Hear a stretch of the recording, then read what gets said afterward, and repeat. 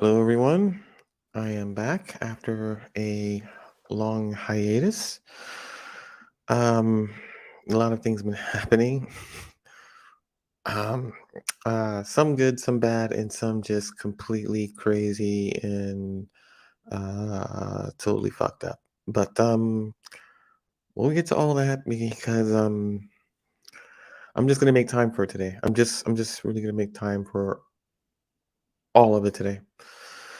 Um, So I titled this broadcast as interracial relationships as modern dating because that's just kind of what I'm dealing with. That's kind of what you're dealing with. That's kind of how we're all dealing with that. And it's just a shorter title that kind of describes um,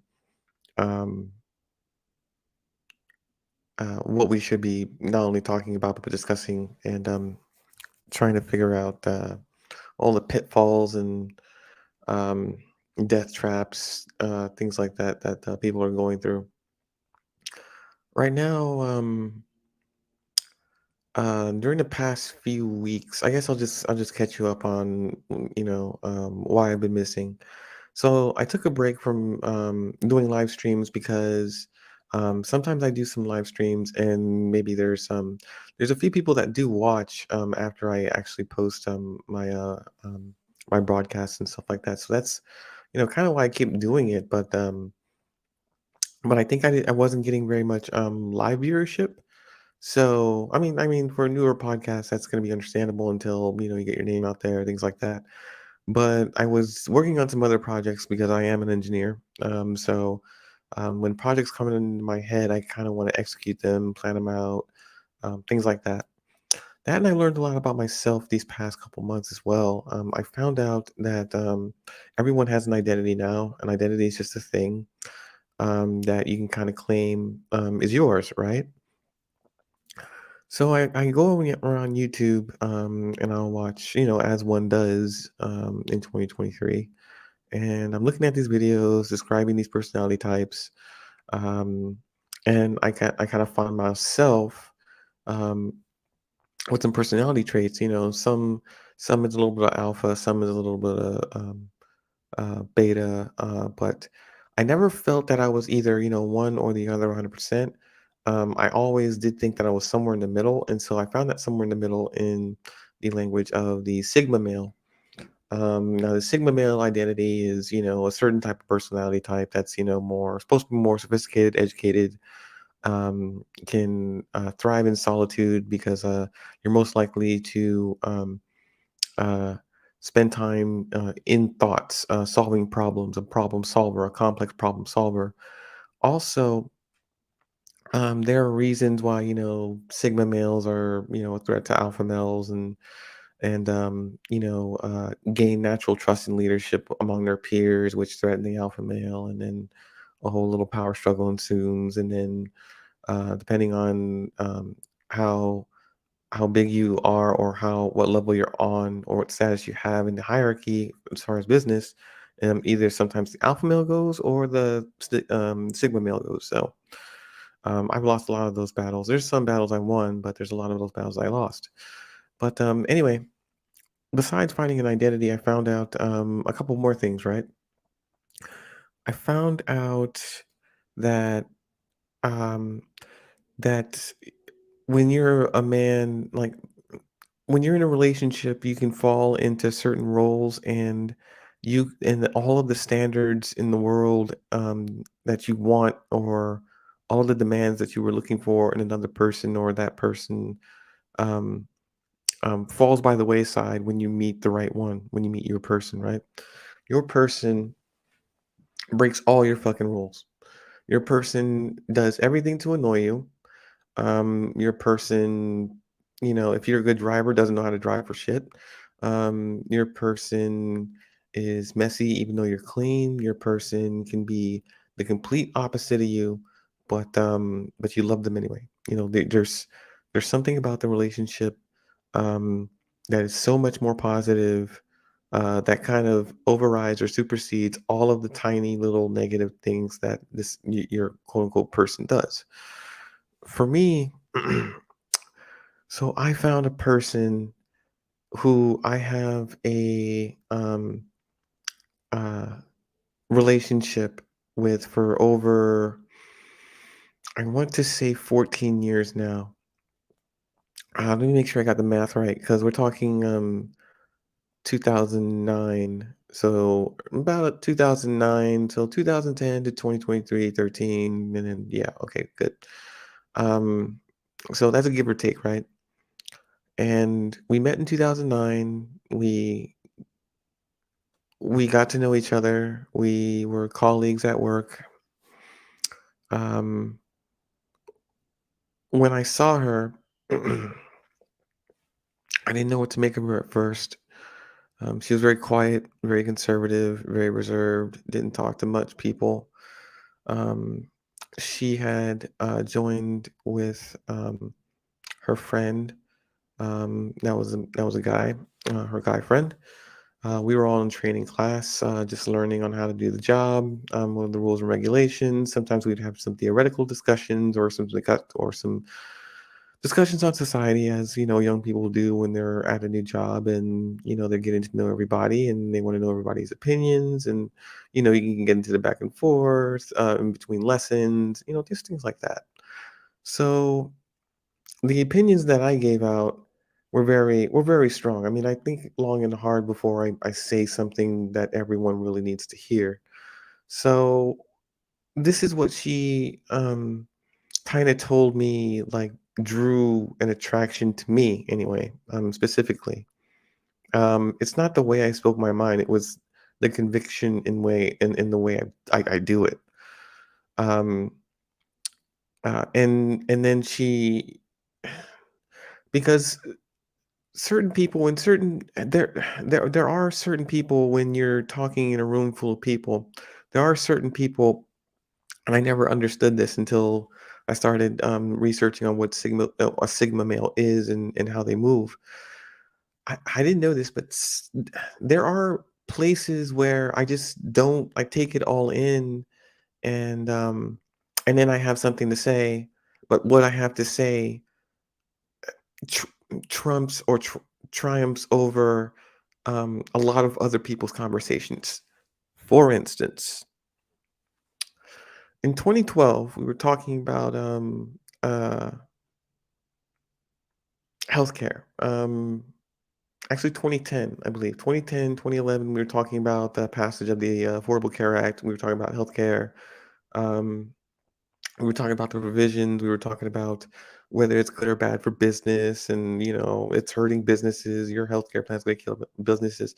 So we were making arguments about healthcare, what's in the bill, who wrote it, who it benefits, how, why, what, and what happens when we do nothing. So I'd taken it all in. Me and my CEO at the time were having lunch, and we were talking about this, and in such we're upstairs on the second floor. There's two floors to this restaurant, Italian restaurant, and we're at the second floor at a table next to the kitchen, and the kitchen door swings open and closed for people to go in and out.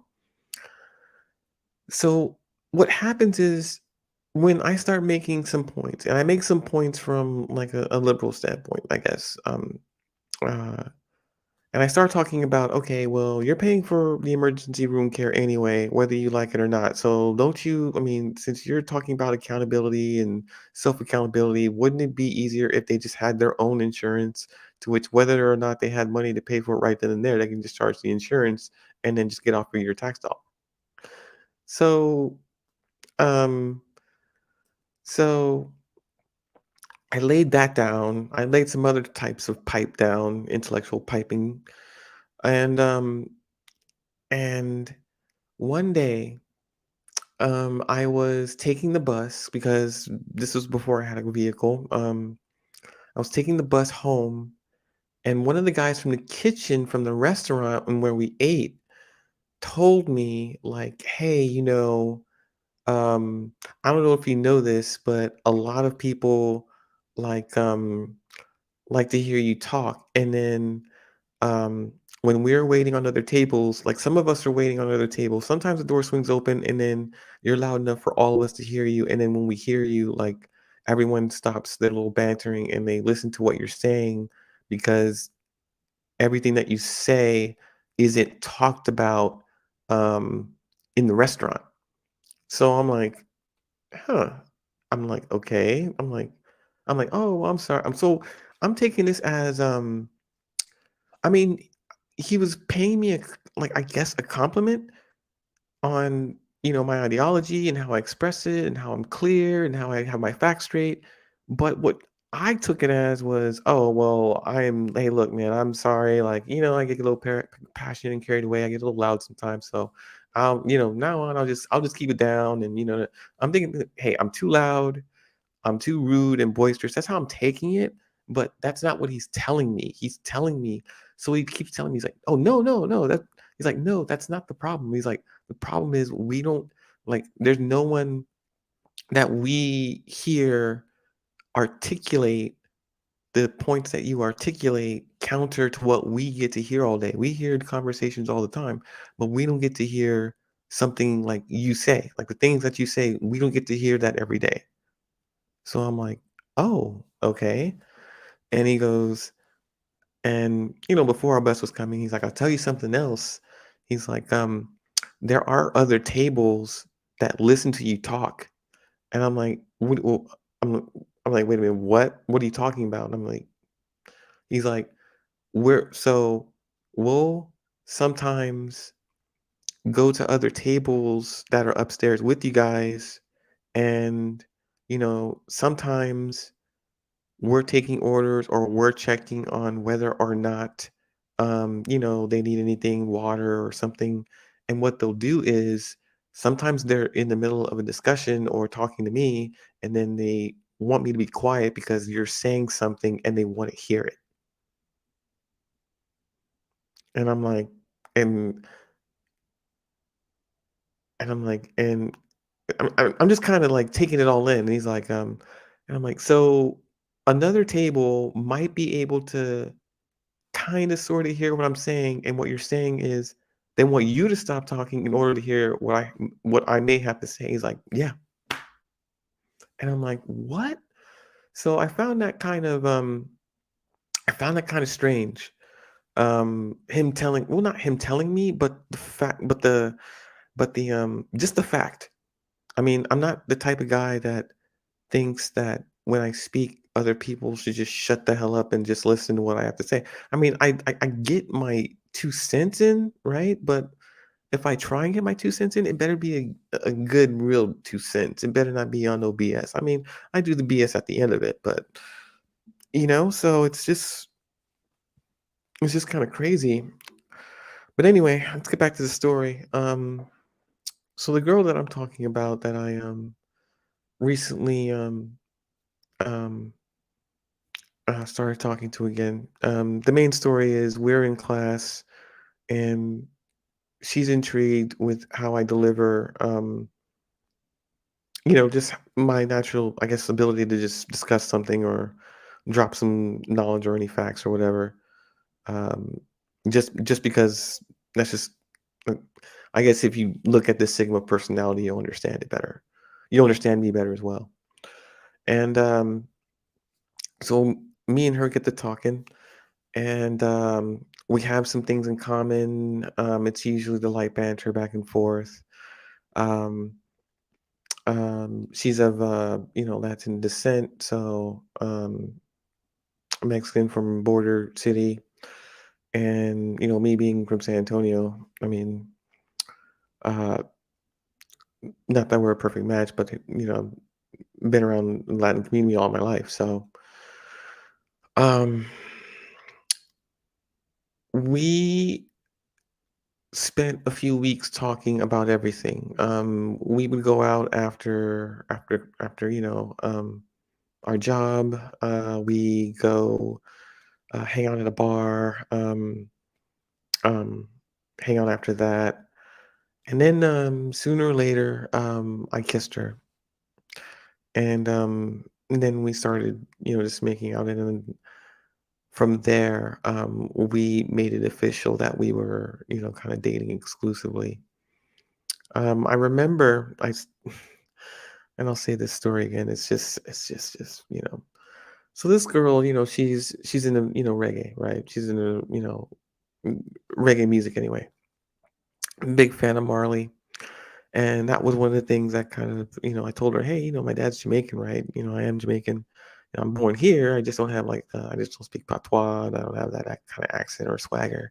But yeah, I am Jamaican. That's, it's my dad, you know, Amen. But, uh, so we kind of had that in common. She likes Jamaican music. She likes Jamaicans, obviously. So we started dating. We went out. I introduced someone at the bar. I introduced her as my girlfriend, and we were in the car on our way to TGI Fridays or something like that, to have dinner, and we had a discussion. She's like, "Oh, so, so you called me your girlfriend, back there." I'm like, "Oh, well, I'm sorry. I didn't like mean to like imply that you were my girlfriend, but it's just, I mean, I didn't if I said that you were my friend, then I didn't want him thinking like he can like maybe try and shoot a shot or, like that you were like I don't know. Like, so I just told him, I don't know. She's like, yeah, I really, I really don't care about labels or anything that much. I'm like, okay, well, do you like want to not be like, and just, just us be just like hanging out together and just friends and not really. She goes, no, no, it's fine. It's just, you already said it. So, you know, I'm like, "All right, well, okay." Just driving, we're arguing, we're discussing, I don't know what and why about, but, what it is, like, all of a sudden, like, you're dating now, it's official, right? You didn't know it, it just came out, and anyway, we go to this restaurant, and this white girl, waitress, 20 something, um, blonde, um, um, she's the waitress, and we're walking in together. We have a table. My girl needs to go to the bathroom. And waitress comes over, um, starts to talk, makes nice a little bit. Um, I'm a nice guy. It's not like I can just say, "Hey, I got a girlfriend. What are you doing?" I didn't pick up on that. I'm 20 something at the time. I mean, what do I know about women at 20 something? Uh, so I didn't.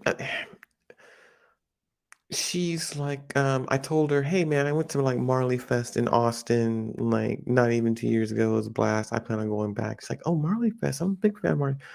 And I'm like, yeah, yeah, really? Oh, that's cool. It's kind of cool. But the way she said it was, yeah, we have that in common. And I think what she was trying to convey is like, if this isn't your girlfriend or whatever it is, you should, come holler at me. That's what it kind of felt like at the time, but I'm like, she sees me, I'm with some other girl, so is this really her throwing it at me, or is she just being nice because she wants to tip? So I didn't really pay it any mind. But the issue was, homegirl comes out of the bathroom and takes her seat, and then the waitress kind of, because she was kind of leaning on the table, all kind of getting like a little bit familiar, but I mean, she didn't invade my space. Let's not go there. But definitely the like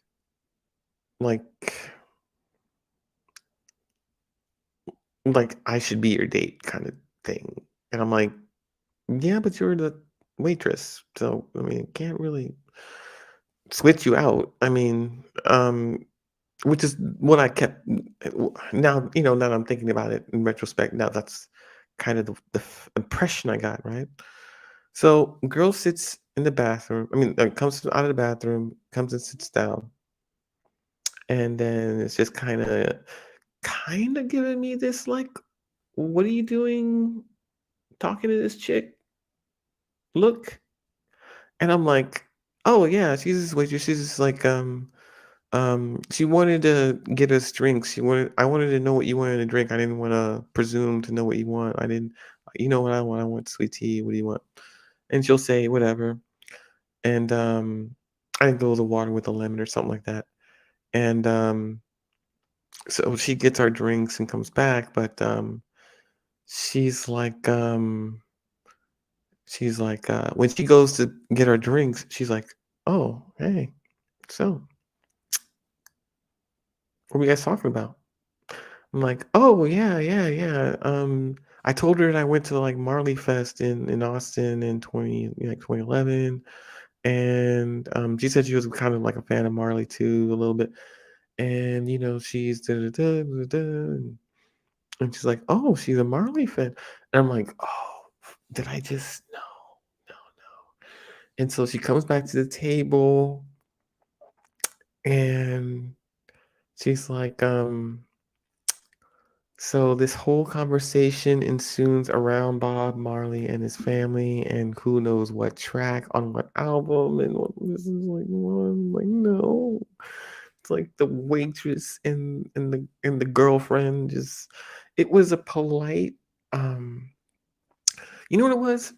It's one of those, like, um, fencing things, you got, like, 2 women fencing, like, verbally and intellectually, like like one of them deals. There's a parry and there's a thrust and there's like there's just this complex conversation. Like it's so polite and it's rude. It's like so passive aggressive at the same time. It was the most amazing thing I've ever witnessed two women do. And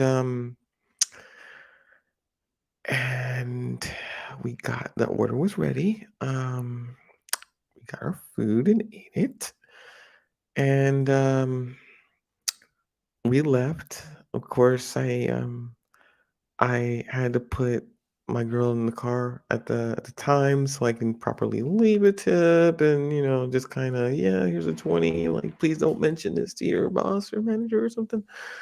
So anyway, I'm driving her back to her house. She's kind of pissed at me. She's gonna just have to be pissed at me. That's just how women are. Um but yeah, I mean, just awkward, right? So now me and her are dating. We're still we like each other. We know each other. We like each other, and we're into each other. We have a lot in common. We spend a lot of time together. I stay the night at her house. She stays the night at my place. We bring her change of clothes. Um,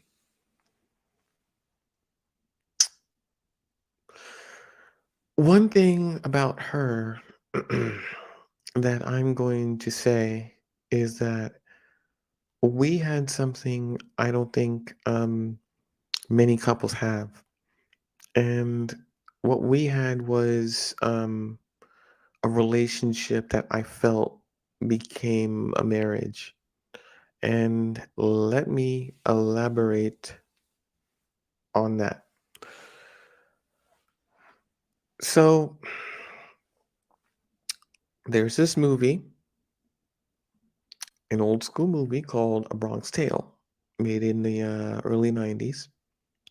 And in this movie, A Bronx Tale, there is this scene where Kalojiro gets advice um,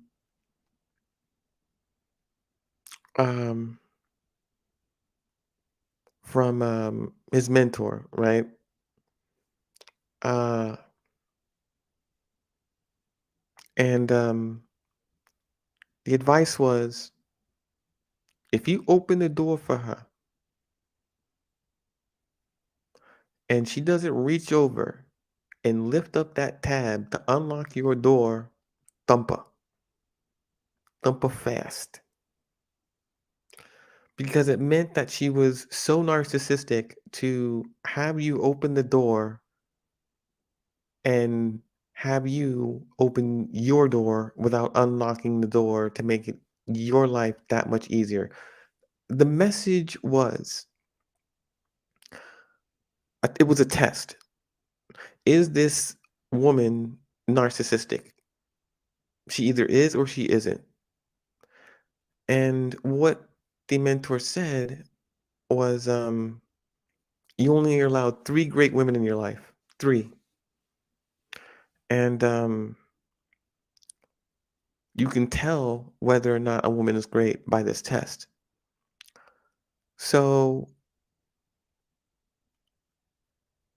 when me and asked me and my, my ex were dating, the girl I'm still telling you about, I opened the door for her. I unlocked the door and I open it for her so she can get in the car. It doesn't matter if it's raining, sun shining, snow. Oh, I don't think it was snowing back then, but it doesn't matter what the situation might be. I always open the door for her. And every single time she gets into my car, she will lean her ass over the entire center console, past my steering wheel, and will unlock my door. And this is how I knew that not only was she going to be my great one, my person, but that I I mean, that was meant to marry her. That this is how this is one of the many ways in how I knew and I felt that she was supposed to be my wife and that I was supposed to be her husband.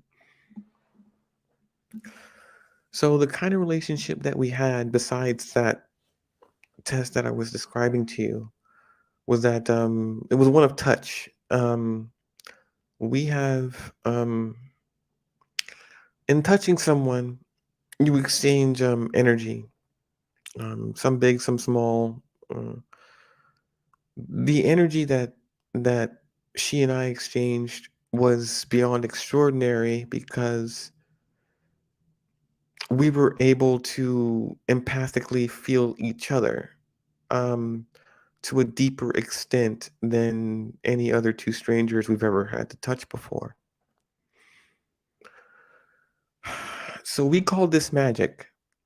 We said that our touch has magic because every time we touch each other, we fall in love again. So, yeah, I mean, there's not many women. I've been with many women, but there's not many women at all where you can make this kind of a claim um, after 14 years. So there were many things that were wrong, right, during this relationship, but there were a lot more things that were right. At least that's how I felt about it. Only because, I felt complete with her and for the time that we were together, I'm pretty sure she felt complete with me. Um, I mean, of course, I can't answer and speak on her behalf. She can only speak for herself. So, this person that I was in love with for I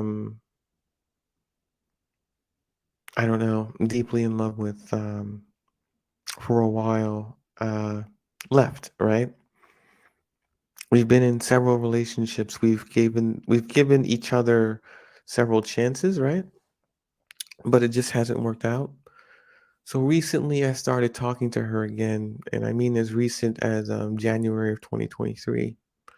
And I had a chance. Actually, it's her idea. It's funny.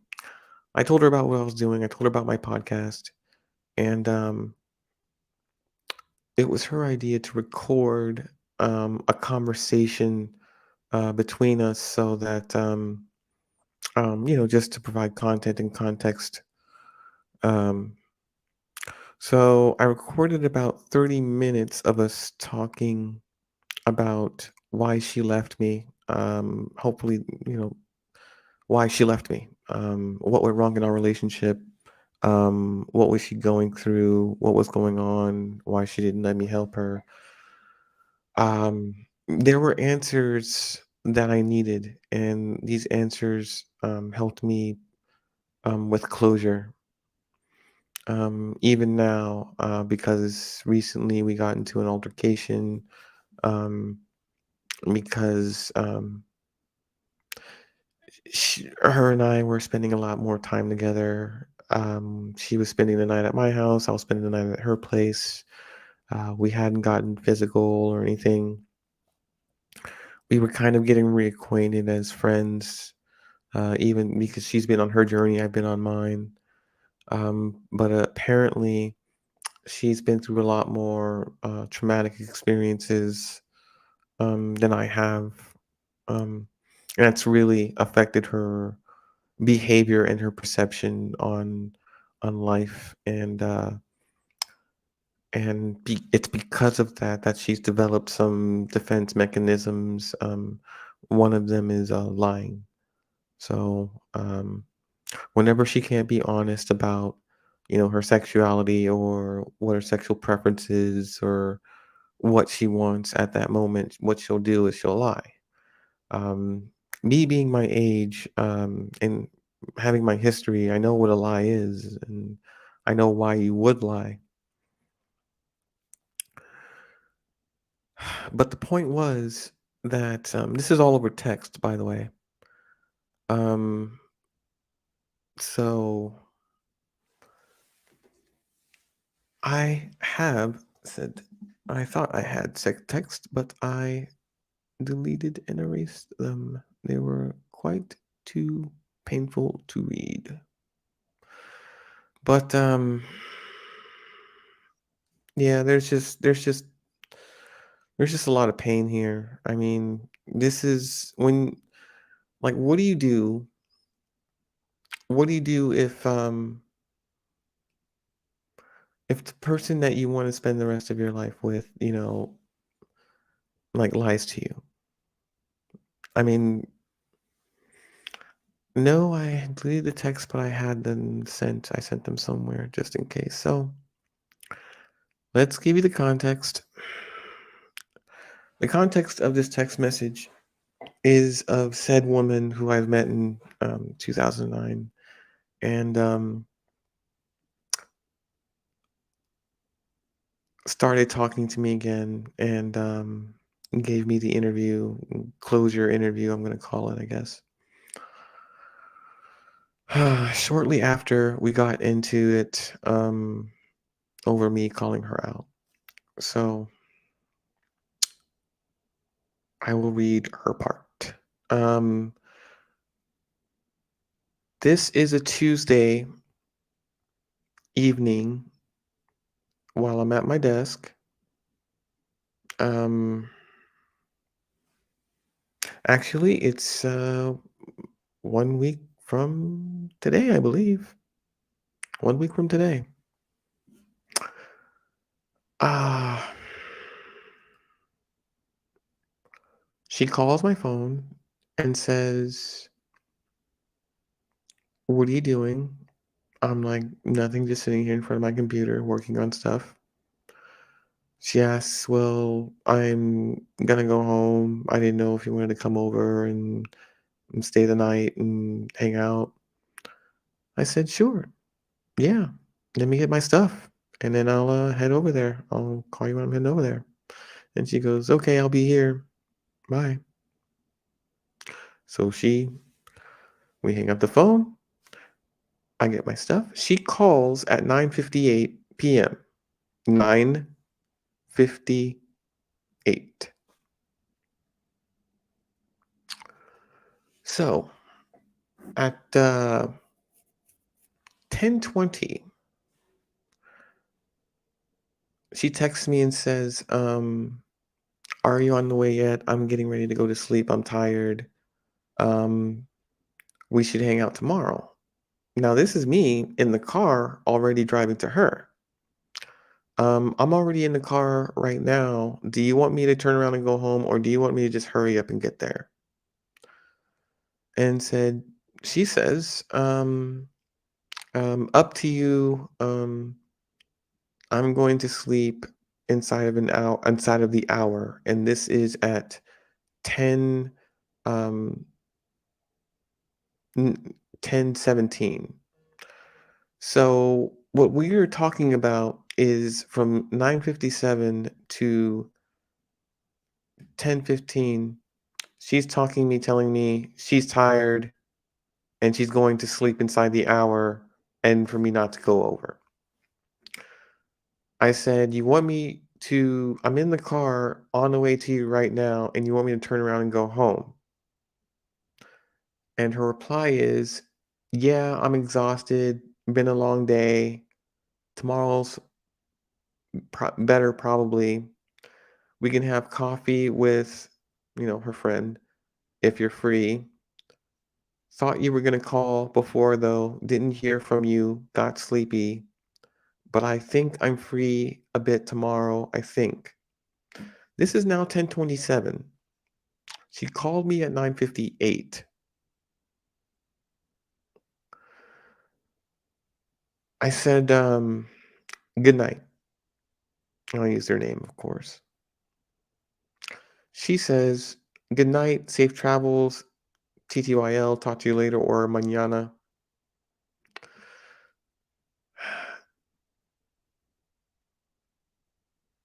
By this time, I know that she's lied to me. I know that between 9:58 and 10:15, she did not get tired or so sleepy that she's just going to pass out so early from me not driving fast enough to get to her place.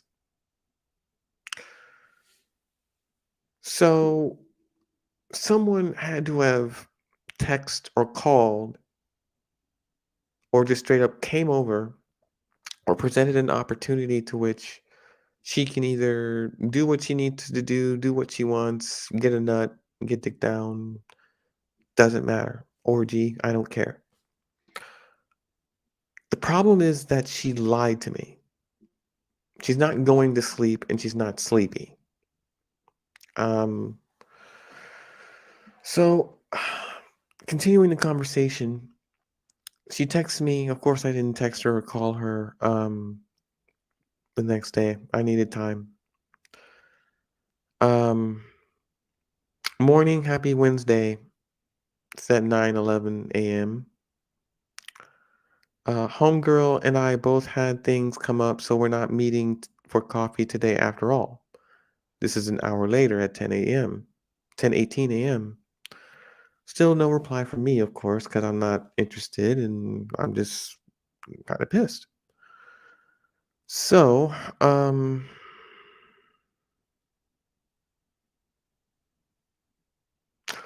oh, I'm sorry. Let me go back. Let me go back. I have the first set of texts. I'm sorry. "I'm tired. Think I'm gonna crash early. See you tomorrow for coffee." I got the times wrong. Okay, so this one has the accurate timestamps. So basically, she calls me at 9:58. It's even worse. It's not better. She calls me at 9:58, and then the text that she sent, "I'm tired. I'm tired. Think I'm gonna crash early. See you tomorrow for coffee," was at 10:09. It wasn't at 10:15. So this was 10 minutes. She calls me in 10 minutes to tell me, "Come over, spend the night, come over." 10 minutes goes by. I think I'm no, no. "I'm tired, think I'm gonna crash early. I'll see you tomorrow for coffee." So I text, "I'm already on my way." She texts, "I'm gonna pass out soon." And then I text, "You want me to hurry or turn around and go home?" She says, "Up to you. I'm gonna pass out within the hour." And I text, "So you call at 10, it's 10:25, and you're going to sleep and don't want me to go over." She replies, "Yeah, I'm exhausted. Been a long day. Tomorrow's probably better. We can have coffee with homegirl if you're free. And that's when I said good night.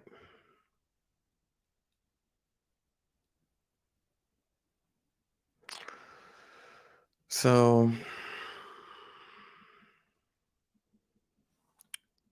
about Thursday, Friday, Thursday, Friday, was it Thursday? Maybe Thursday. I decided to she left some sleeping clothes over here, so that when she comes over here, she has clothes to sleep in and change into. So I took her sleeping clothes and anything that belonged to her. I wrapped it in a bag. I drove to her place and I put it on her doorstep.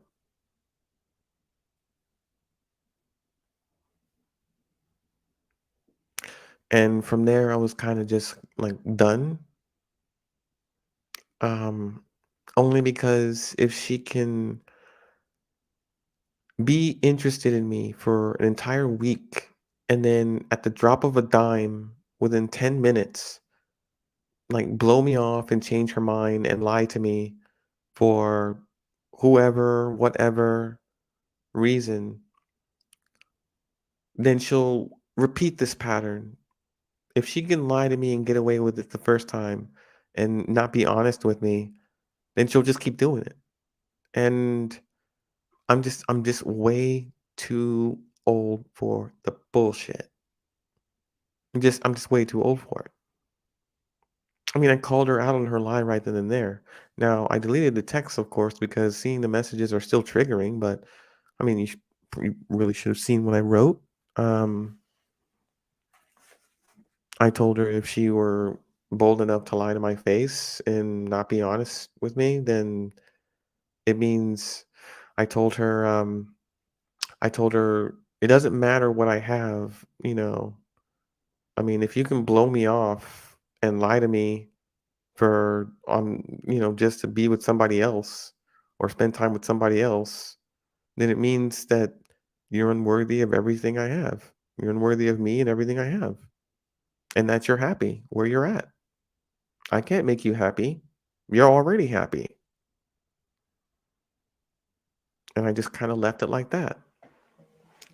Now, of course, this is a very, very long paragraph of a thing that I wrote, and it was a nice little snippet, but I didn't save it or anything, but it was the truth. Like, you can't be honest with me. I told our friend, our mutual friend, who we all met in 2009 in that same class. I told her, like I can't. If she lies to me, that's it. I mean, she wants to keep up this lie. She just needs to come clean and tell me what she did. Tell me why she lied to me. So I text her, "Why did you lie to me? Why'd you lie?" Just straight up asked her, "Why'd you lie to me? What did you do? What were you doing? What were you doing Tuesday night when I text you and on your way to your house?" So she wants to keep up the lie and say, "Well, I was really tired and I just went to bed." I'm like, "No, no, you didn't. If you were really tired, you wouldn't have called me in the first place 10 minutes earlier. You invited me to come over. I gather my stuff and I come over, and then you're telling me you're tired and you're sleepy? Like, not happening." I mean, I'm married. I used to be married. I know a lie. I know the excuses. I know the bullshit. I invented the I invented the book that you're reading from. So it's just yeah, I just couldn't I couldn't do it. I mean, I can't do it. I'm not allowed to lie at my job or where I go or who I want to be in a relationship. I cannot lie to them. I don't want people lying to me. I mean, call me old fashioned, I still do think a relationship or friendship should be based on trust and mutual respect and not bullshit. It's 2023 and I'm just not having it. The problem is that she's when we're together, she's my wife,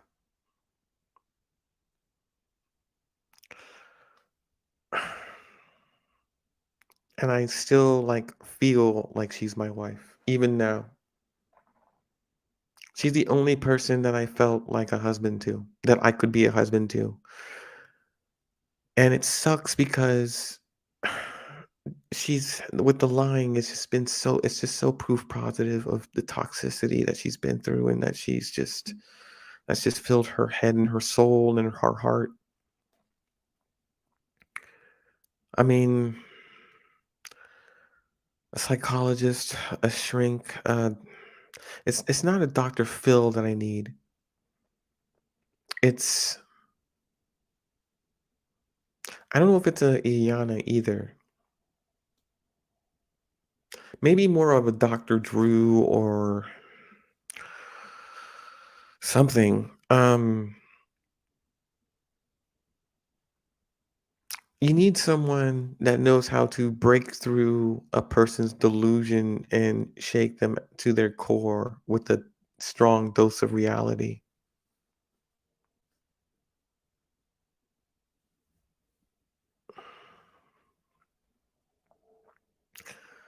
So we haven't been talking ever since then. We had an argument and we had a fight. Um, she actually threatened to shoot me. Um, she threatened to shoot me to maintain the lie that she did nothing wrong. She didn't lie to me, and that she just honestly just went to bed tired after 10 minutes of So,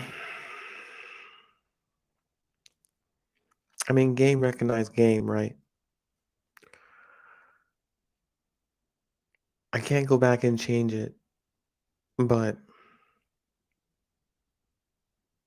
I mean, I had we were talking about making future plans together. I mean, and it just sucks because when you find just one person that you think you can spend such a long time with and they do this to you, it's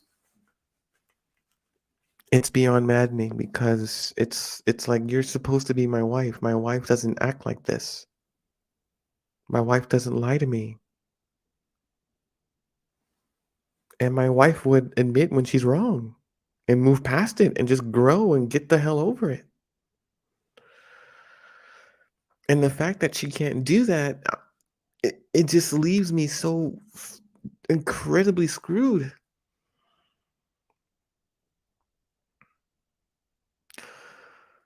I know how to be a husband to a woman, you know. I'll say this. When you know you've out of all the dating, you like how do you know? Here's a question that everyone asks. How do you know when you found your person? How do you know when you found the person you're supposed to marry and spend the rest of your life with? How do you know? I'll tell you how you know. You know because when you behave around said person, it's proper, it's traditional, and it takes no fucking effort at all. When my girl comes home from grocery shopping or shopping period, I pick up her packages and I pick up the groceries, and she's not carrying anything at all. I open up every door for her to walk through. She never comes out of her pocket for anything. Like I'm her husband and I treat her as such. And she behaves as if she's my wife and I need her for that. And I want to get over her and I want to just move on and have another woman and start all over again and maybe get someone who isn't so toxic, who isn't so fucked up, who um who can give me what she's given me. And it's just so incredibly I feel impossible. Impossible. I don't know how long finding someone like that is supposed to take. It took almost half a lifetime to find that one. Not to say that there aren't other women out there. There are, of course, many other women. But modern women that would, uh, on a dime, like act traditionally just because you're with me, that is that is not easy to find. That is not easy to find. It really isn't.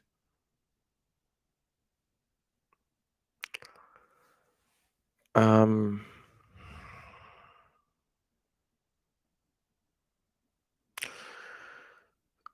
I can meet another woman, sleep with another woman or women. It's it's it may satisfy an urge, but it doesn't fulfill a need. And the need is for companionship. Like everyone is so hell bent on who they want to spend the night with rather than who they want to die with. Who would you want to spend the rest of your living days on this earth with? Who can you be stuck on an island with? I mean, we don't we don't ask these questions because we don't like the answers. You have to really do some soul searching in order to find something like that or somebody like that. And who you spend the night with may not be who you wake up with in the morning. And I think you know what I mean. So, we all have to do better about picking who we want to be with, but I mean, attraction is natural. Relationships start on the basis of attraction, whether it be physical, financial, aesthetics, style, swagger, things like that.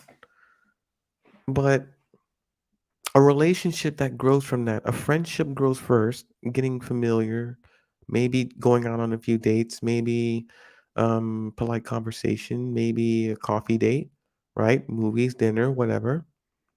And then it progresses, hopefully soon, into something maybe a little bit more serious. But you can never get from A to B to C without first being honest.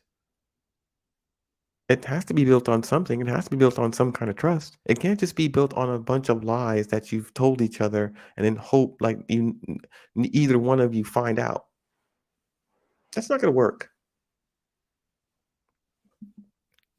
Um, so I am currently dating. Took a girl to the movies. Went to go see Megan. Female Chucky, a little bigger than him. Pretty good movie. We both like horror movies, so there's that. I'm telling everybody about my podcast. Um, my sister and I are gonna be starting up our horror podcast coming out on Sundays, so that's coming.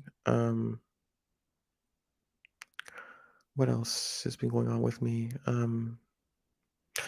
Yeah, so the interview that I spoke of, in which I'm interviewing my ex, and um, I have uploaded it to this computer, and I'm gonna need to use some streaming software, well, some software in order to edit, dead air and any kind of background noise or music, and then I'll go ahead and punt it up here if I can.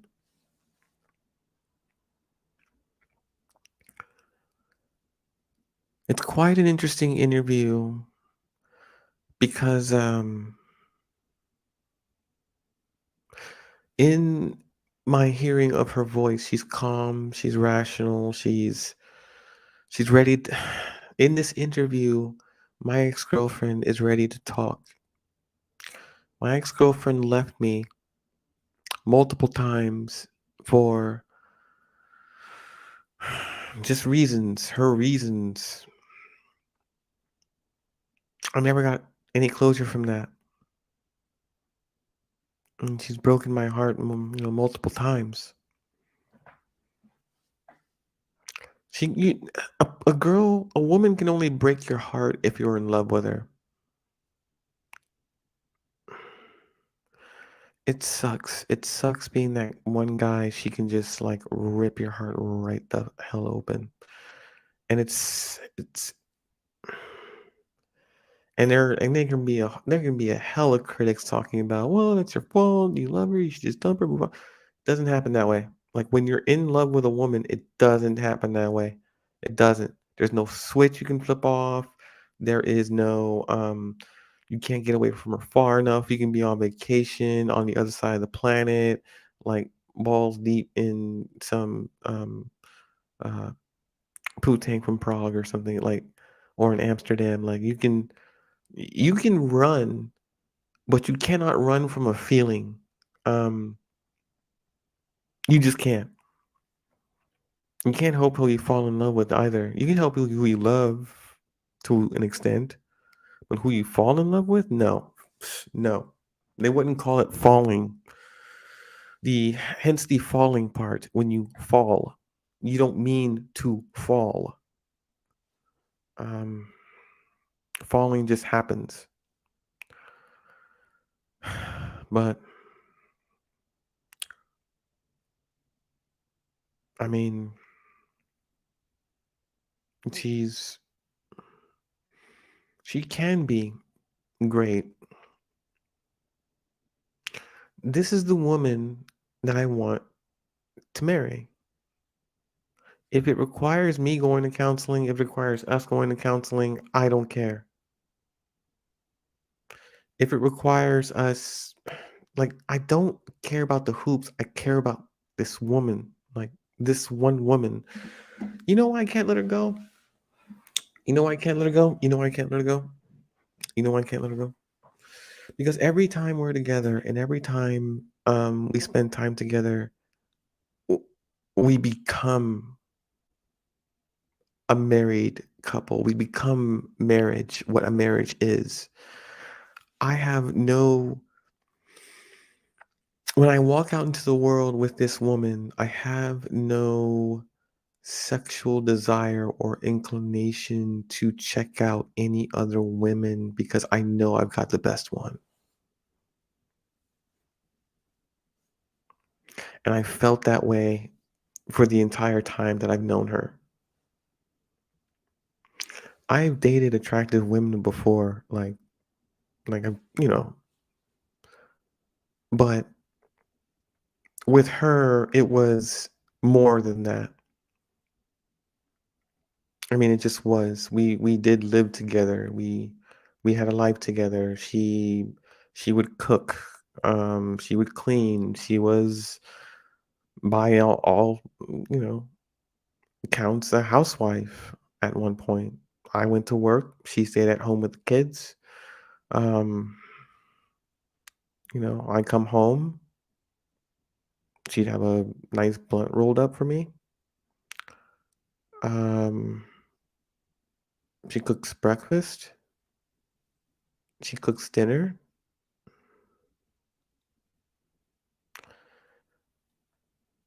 She um she was we were together in a functioning relationship and quote unquote marriage for a year, for I want to say a year and some change. But there's just a lot of issues that she still needs to deal with. And when I upload these interviews, you'll hear it and you'll know why. But I don't know. I don't know what I'm gonna do. I know I'm not gonna give up. I know this is what I want. I know for the first time, I know who I want. I'll try, but, you know, if I fail, I fail, and, it's never meant to be, but, you know, I mean, you can't save everybody, but I do believe with her experiences, she is worth saving.